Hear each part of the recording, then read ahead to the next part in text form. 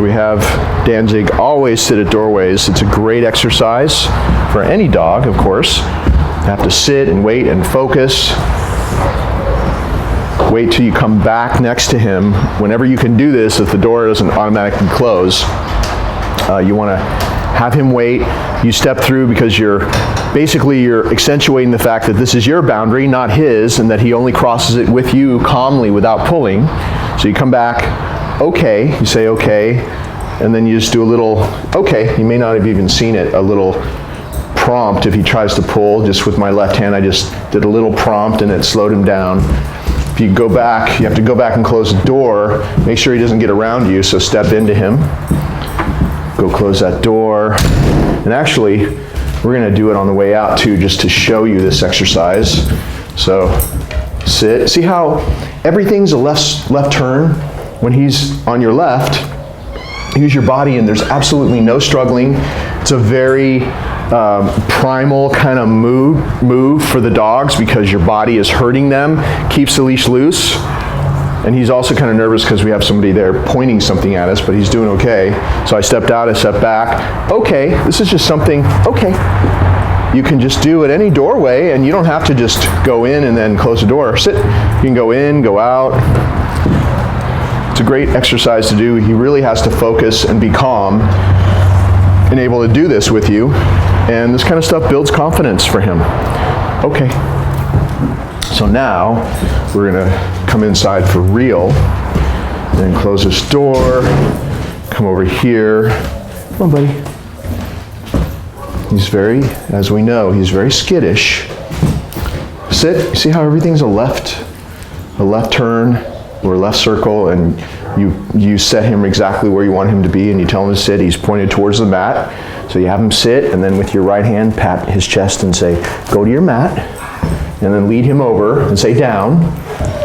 And if he's crooked, you can always take a little food here and allure him so that he's sideways. But of course, with this particular dog, he's going to be super nervous.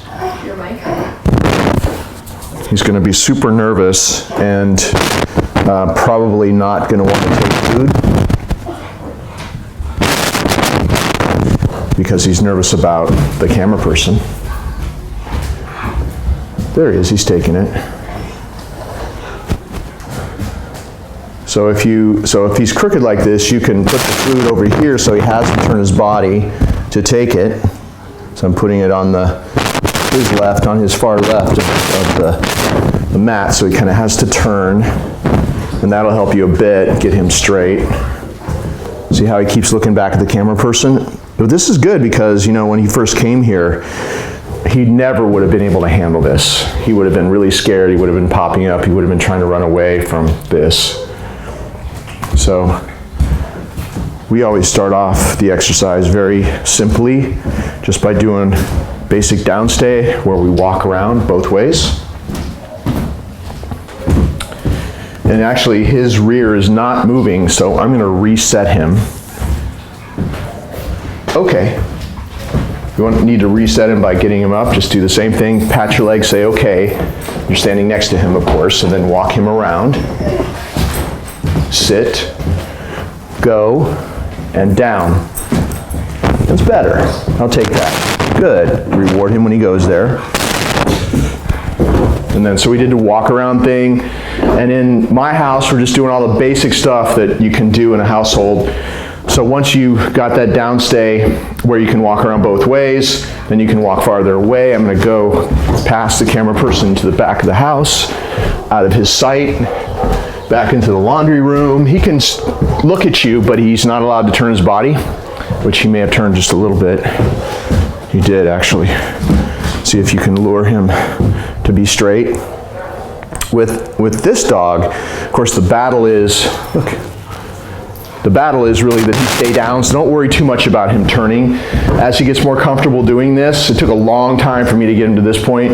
As he gets more comfortable, you can worry about being perfectly straight on the mat. Right now, for him, it's just about him staying there, good, and not popping up when you do things around the house. So now I'm going to do something harder. I'm going to go in the back of the house, close the door, knock on that door, And since this is more difficult, then you're allowed to do this with things that you think might be hard for him to do. Down. Remind him again what to do. Go back here, knock on the door. Good. Come back, no matter what you do, no matter where you go, you always come back in front. Good. And you reward him right there. Make sure you place the reward on the mat, and he's not allowed to touch your hand. You withdraw, and then he can take it off the mat if he wants to. So now we're going to do some things that are harder to handle. Down. And this was a big one for him. It took a long time for him to get used to that. Good. But he knows this game now means no matter what happens, he's got to keep it together, stay focused, stay there no matter what, because he only gets released in one way, just one specific way, and no matter what else happens, he stays there until you release him. I'm going to knock on the door now, ring the doorbell, mess with the mail flap, I'm throwing it all at him all at once, banging on the window. So it took a long time for him to get used to all those different things. Good. But he's got it now, and of course we're going to do all these things at your house as well. And then of course you can sit down, because sitting down very often is an invitation for the dog to get up and come over to you. You can do things like that that might distract him. Good. He's a lot more stable and calm, obviously, than he was before. And that's why you'll probably see all those things out in public that he was scared of. You'll probably see that fear is quite a bit less now, because when you teach a dog to focus and think, and he's learning to do that, they become more stable and they're more immune to stressful situations. And when he first came here, of course, he couldn't handle anything. He couldn't go outside without cowering and trying to run back in, and he couldn't even be in my yard and hear noises outside. He couldn't do any of this because he was so afraid of those noises. And if a plane or a helicopter went overhead, he was afraid of that too, and now he's much better with that. So anyway, this is just an example of what he can do, and you want to do this at your house as well, because he's just going to get better if you practice it this way. Remember, it's all about the details, like rewarding him the right way, being calm. Good. Being calm when you do these things with him. He's only going to be as calm as the person doing this exercise with him. And then making sure that now he's finally starting to eat, because he's starting to relax. It was the camera person in this situation that kind of threw him off. Normally, lately, he's been eating a lot of his natural balance on the mat, but today he's a little bit nervous. But he's waiting for you to come back next to him to release him and pat your leg. Okay, he'll get up. And in this case, we're going to put him outside. Sit. With him, that little left turn really helps, because if you don't do that, he tends to veer off somewhere, as you saw what started to happen. So in this household, in this specific situation, we always go straight to the door, and after we've done some training, we let him out for some free time. Okay, I know that you live in an apartment. Sit. So you can't do that, but we're just showing you what we've been doing here. Go. Little free time.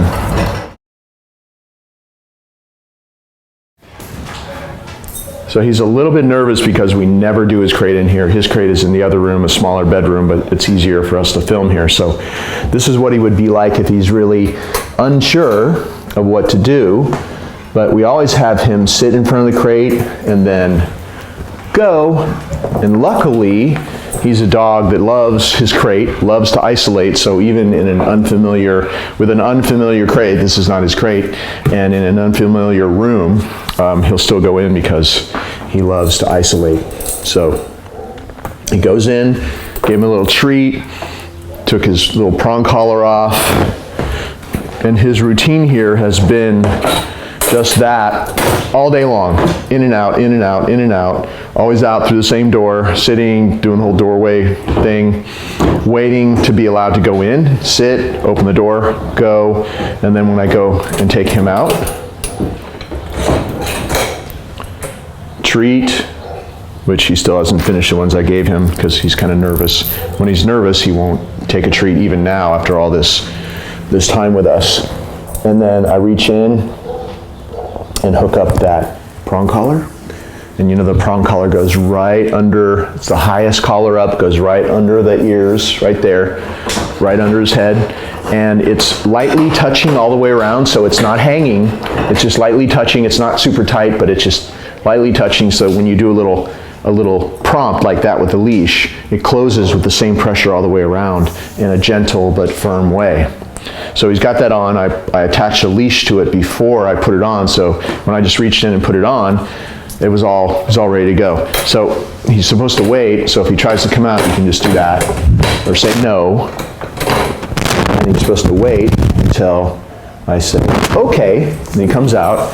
It's that waiting, it's that, you know, his mind, his brain having to engage, and I always close it when I take him out because you need to control the boundary.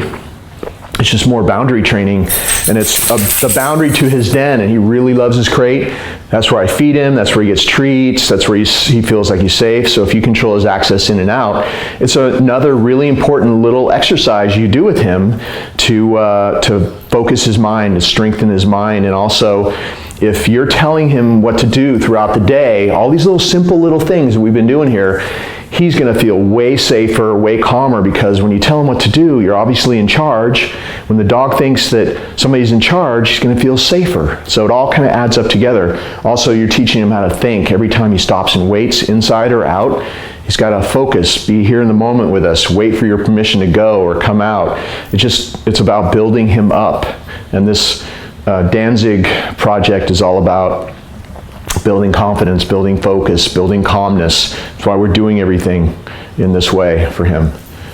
So that's the crate routine, and of course he would go straight from the crate. If he was in there for a while, he'd go outside. Here he's been sleeping overnight in the crate, and then throughout the day, constantly in and out. There's been a lot of time outside with him, but also he might spend an hour at a time in the crate before he goes out again. So it's this constant back and forth, and every time that we did it, we did that same routine. Take the prong collar off, put it back on, because it's actually part of the training. Okay, let's go back outside. Sit. Good. Now, he probably won't take it from me now, but he might from you. So if you're out in public or anywhere, okay, and you say, sit. If he looked at you, you want to reward him straight down. He won't look at me. He's a very frightened dog, of course, even after all this time here. And of course, he's afraid of the person pointing the camera at us. But we're going to try to muddle through this. So you see, he did it the first time I told him. You never repeat a command. Okay. That's how you release him. Let's say he didn't SIT the first time you told him. Then you just pull up with usually just a little bit of pressure like that, and his butt will go down. If not, switch hands and gently but firmly ease him down. Everything's gentle with him. Gentle but consistent and firm. No rough stuff. He's not good with any kind of rough popping or forcing or any of that. But he's got a good sit stay. If you step away, he'll stay there. And he knows that he stays in the sit until he's released. So you can do your basic sit stay, which is to walk around both ways. And if you're in a fenced yard or someplace that's secure, even in your house, you can drop the leash and walk farther away. If he'll take the reward from you when you come back, good. See, he just doesn't want it here. He's too nervous. But he's still, even though he's nervous, he's still doing his command, which is good.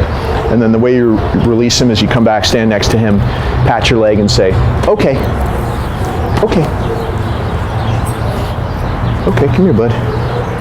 We're going to do this at the end of the circle here. Down. Turns out he's really nervous when somebody's pointing the camera at us, but he's still doing well. You see how I use my left foot? He's on my left, of course, so I use my left foot to just reinforce that down command at the very moment that I said it. And I think timing is a really important thing. So you're not going to say down, wait for him to hesitate or ignore you. and then do this, because you'll be doing that the rest of his life.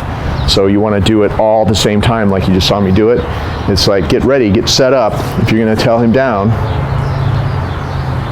down. It all happens at once, and that's the way that you get it without the foot. Pretty soon, you won't have to do that. You just take the foot part away, and you'll do it with your command, which is ideal, of course. Stay is built in to the down. You don't have to say stay. I've never said stay once. I've just taught him that when I tell you down, you stay there until I come back and release you. It's just like the mat exercise, only without the mat. That's why he's so good with his stay and his sit stay, down stay and sit stay, is because we practice that mat exercise, which you're going to do, of course. It's a very, very important exercise. Now he does it anywhere. And it's that stationing mat is like the fast track to learning a real solid stay. So he's going to wait until I come back next to him. If he gets up before I release him, you just say no.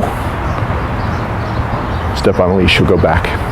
Don't stay down again. You already sit down once. He needs to know that the first time you say a command, you meant it. So you never repeat a command. He's waiting till you come back next to him. Okay.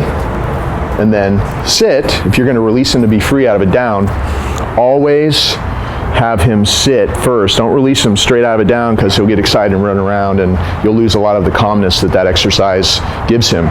So release him, have him sit, and release him from a calm sit stay like this. With your right hand, go. And he'll stay a lot calmer that way, and then that down stay will make him better and better. It's all about how you release him that matters, because you want him to keep a little bit more stability and calmness from that little down stay every time you do it. So it starts building up. As long as you release him in that way, calmly, you'll see he gets calmer and calmer overall. Okay.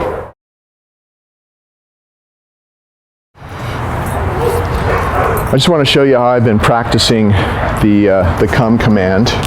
And just to break it down step by step for you, I always hold the leash in my left hand. And there's a couple of reasons for that, and I'll show you in a second why. And then my right hand is for the reward. And if I want to call him, I'm going to say, come. Good, he'll come to me. He's really afraid right now because we have a camera pointed at us, but he'll come my way and he'll take the treat. The treat is in a fully closed hand, because this is all set up for when you phase the food out, which will be very soon, and he'll come to this fist no matter what. But if you call him to this or this or this or whatever, and it's open and you start not using food, he'll see it's empty and he's not going to come to you. Plus, is a much more clear target anyway. So you say, come, he comes to you, and you pet him. Good boy, he's very skittish. That's the problem with a super skittish dog like this. And of course, when you're around, he's so much better because he feels relaxed. We have a lot of noises going on here today as well. But you see, I'm backing away. Come! And if he doesn't come right away, I just give him that little prompt. Just a little prompt. When you back away, he's drawn to you. He can't help himself. So wherever you go, you see how he's drawn to me? He really wants to go over to the camera person because he wants to check out what that thing is. He's also nervous about it. So use your target. Always back away. When he comes to you, come.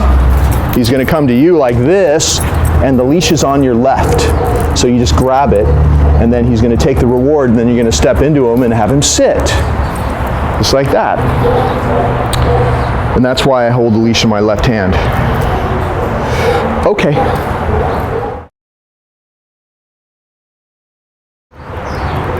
When I'm walking Danzig on the clock in work mode, I'm always holding the leash with my left hand because he's trained to be on my left. The leash comes out the back of my hand so that I have a lot more leverage. I can just do this. My left arm is completely relaxed. I'm never doing this. I'm never restraining. You always have to keep that leash loose because any dog will get more stressed and out of control if the leash is always tight and you're always forcing him to do something or not go somewhere. So you always keep it loose and you communicate with little prompts like that, never with pulling him around. If you start pulling him around or restraining him, or if he's walking in front of you like this, you're going to lose everything. All the training's going to go away. He's going to get stressed out. So keep it loose If he wants to go towards something and you're walking him, okay, you can turn into him, and you see what I did? So if you want to turn him away from something, a distraction, it's a couple of prompts, and your body steps into him. You can go the other way. Come on, coax him to catch up. Don't drag him anywhere. So it's just a series of prompts. Turn. Okay, just think like you're tapping the brakes. Tap the brakes. Turn. If he lags behind, okay, let's go. Come on, buddy. Come on, just like that. Come on, let's go. Come on. He'll come to you, and you're not dragging him. So that leash is loose all the time. So you're only doing this kind of stuff. When you're walking him, it's only like this. It's never tight, never dragging, never holding him back. Let's say worst case scenario, like there's a squirrel that ends up right there that's taunting him or something. You can go, come, and call him away, and he'll come your way. And I still just did a pop as I backed away, because as you saw in the recall part of this video, when you back away, he can't help himself, he's drawn to you. So it's all body language. So it's a tap, slow him down to turn, tap, tap. See, it's just very gentle too. Or it's, you're turning into him, your body's doing all the work. Or it's backing away and a little prompt. You see how I just did a little tap and it made him come my way? So it's just a bunch of taps, turns, sit. The only time there would be any tension is if he doesn't sit right away. You just do a little bit of that, but that's in the sit video. And then go to be released. If he's on free time, like just not on the clock, like this whole time so far he's been on the clock next to me, with the leash walking. Now I just released him, and I just hold this in my left hand, ready with my right to have the reward. And if he goes anywhere, he wanted to go over to the camera person, and all I did is I did a couple of prompts like this. See, just like that. You just tap him and he stops. And it takes some practice and probably a couple or a few days of you doing what I've been doing, and he'll start doing as well with you. But you have to do my moves. If you don't do what I'm doing, he's going to go back to doing what he did before. If you do what you did before, he's going to go back to doing what he did before. So you have to be really careful. No more tight leashes, just little prompts like that. You can take the whole walk like this, where he's just sniffing around, doing whatever he wants to do, peeing wherever he wants to pee, and all you do is that. You just let him go wherever he wants, but you're always keeping that leash loose. If he goes too far out, it's just, there's not even a command associated with it. It's just basic leash walking etiquette. And that little prong collar really helps you a lot. It's a tiny little prong collar, so it's not one of those stupid looking huge ones, but it does all the work for you. You just have to be focused and do what you see me doing, and there's no more pulling. And as you do this, he gets better and better. And of course, he'll be way less nervous with you on your street than he is here with a bunch of strangers and all this noise going on here. But it's still working here, obviously.